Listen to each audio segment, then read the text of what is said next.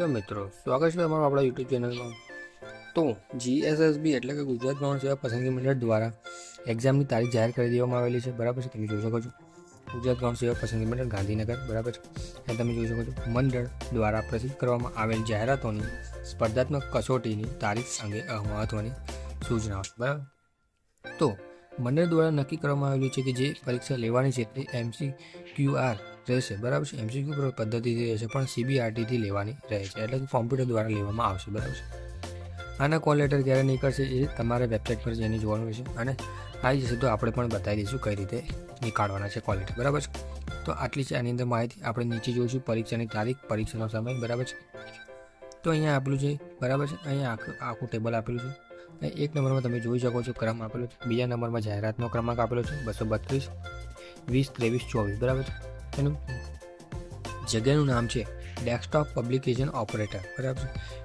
એની exam તારીખ છે 23/4/2025 રોજ લેવામાં આવશે 9 કલાકથી 12 કલાક, બરાબર છે।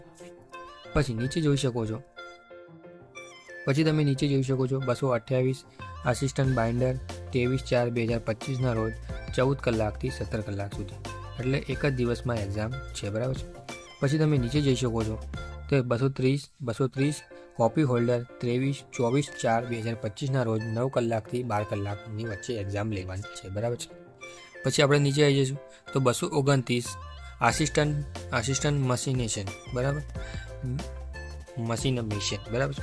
એની અંદર 24 તારીખે એક્ઝામ છે, બરાબર, 24/4/2025 રોજ 14 કલાકથી 17 કલાકની વચ્ચે, બરાબર છે। પછી તમે 5મા નંબરમાં જોઈશો 224 જુનિયર પ્રોસેસર આસિસ્ટન્ટ 25/4/2025 રોજ 9 કલાકથી 12 કલાકની વચ્ચે એક્ઝામ લેવાની છે, બરાબર છે। એટલે એક દિવસની અંદર 2 એક્ઝામ રહેશે તમારી, બરાબર છે। જેને લાગુ પડતી હોય એ પ્રમાણે રહેવાની છે, બરાબર। કોઈકની પહેલાં હોય છે, કોઈકની પછી હોય છે, એટલે કે એક દિવસની અંદર 2 એક્ઝામ તો રહે જ છે, બરાબર। 231 પ્રોસેસર આસિસ્ટન્ટ 25/4/2025 રોજ 14 કલાકથી 17 કલાકની વચ્ચે રહેવાની છે, બરાબર છે। પછી આપણે નીચે જો છેલ્લી 7મા નંબરમાં 233 ખેતી મદદનીશ, બરાબર, ખેતી મદદનીશ 27/4/2025 રોજ 14 કલાકથી 17 કલાકની વચ્ચે રહે છે, બરાબર છે। આની અંદર કોઈ પણ પ્રકારનો ફેરફાર કરી શકે છે અથવા તો તેઓ આ ભરતી રદ પણ કરી શકે છે। એમનો સંપૂર્ણ હક એ મંડળ પાસે રહે છે, બરાબર છે। આમાં કોઈ પણ રીતે કાર્યવાહી આગળ કરી શકાશે નહીં, એ આમાં કહેવામાં આવ્યું છે, બરાબર।